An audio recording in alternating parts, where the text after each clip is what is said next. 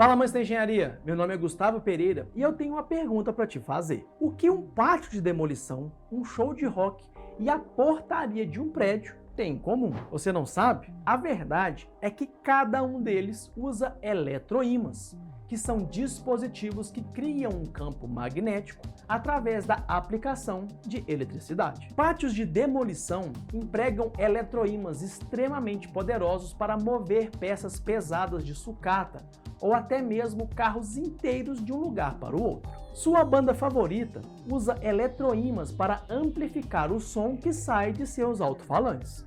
E quando alguém toca a campainha, um pequeno eletroímã puxa um badalo de metal que faz funcionar a campainha. Ou talvez aí na sua casa já tenha as famosas fechaduras eletromagnéticas que são usadas para abrir e fechar as portas. Mecanicamente, um eletroímã é bastante simples. Consiste em um pedaço de fio condutor, geralmente de cobre, enrolado em um pedaço de metal.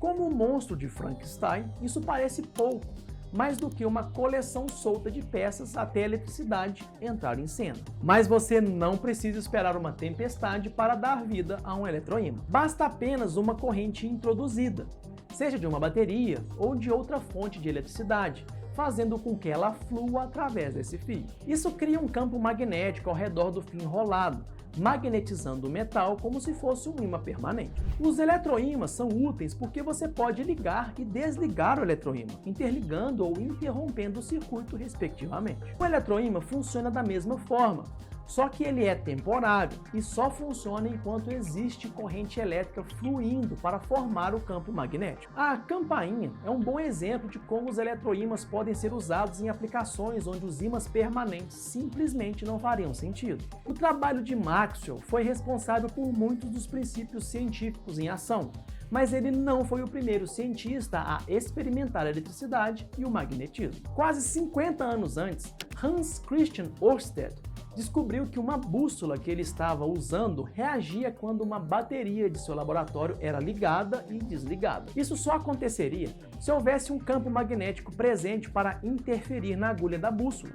Então ele deduziu que o campo magnético foi gerado a partir da eletricidade que flui da bateria. Já o avô do eletromagnetismo é Michael Faraday, um químico e físico que arquitetou muitas das teorias posteriormente construídas por Maxwell. Ele é amplamente anunciado como um pioneiro do eletromagnetismo, mas também é creditado à descoberta da indução eletromagnética. Como mencionamos na introdução, os eletroímãs básicos não são tão complicados e você mesmo pode construir um simples, utilizando materiais que você tem provavelmente em casa. Pegue um fio condutor, geralmente de cobre isolado, e enrole ele em torno de uma haste de metal. A haste na qual o fio está enrolado é chamada de solenoide, e o campo magnético resultante irradia para longe desse ponto. A força do ímã está diretamente relacionada ao número de vezes que o fio se enrola ao redor da haste. Para um campo magnético mais forte, o fio deve ser enrolado com mais densidade, ou seja, com as espiras cada vez mais próximas. Ao controlar a corrente, você pode essencialmente ligar e desligar o ímã. Isso dá ao eletroímã enormes vantagens em uma grande gama de aplicações. A tecnologia moderna depende muito de eletroímãs para armazenar informações, sendo dispositivos de gravação magnética. Quando você salva dados em um disco rígido de computador tradicional, por exemplo,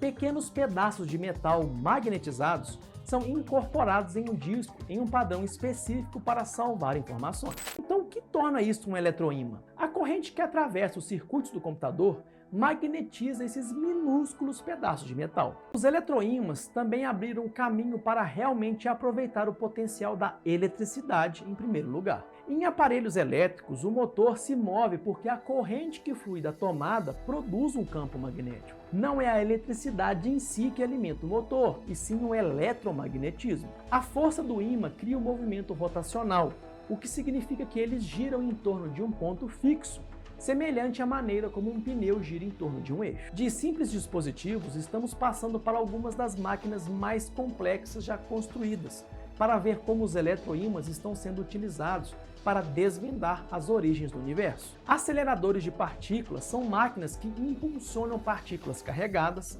uma contra as outras, em velocidades incrivelmente altas para observar o que acontece quando elas colidem. Esses feixes de partículas subatômicas são muito precisos e controlar sua trajetória é fundamental para que eles não saiam do curso. E é aí que entram os eletroímãs. Os eletroímãs são posicionados ao longo do caminho dos feixes em colisão, e seu magnetismo é realmente utilizado para controlar sua velocidade e trajetória. Se você for pensar, o uso de eletroímãs se espalha de algo que você pode criar em sua garagem até para operar ferramentas que cientistas e engenheiros estão usando para decifrar as origens do universo. Os eletroímãs têm um papel muito importante no mundo ao nosso redor e ele pode literalmente abrir portas para o futuro. E você?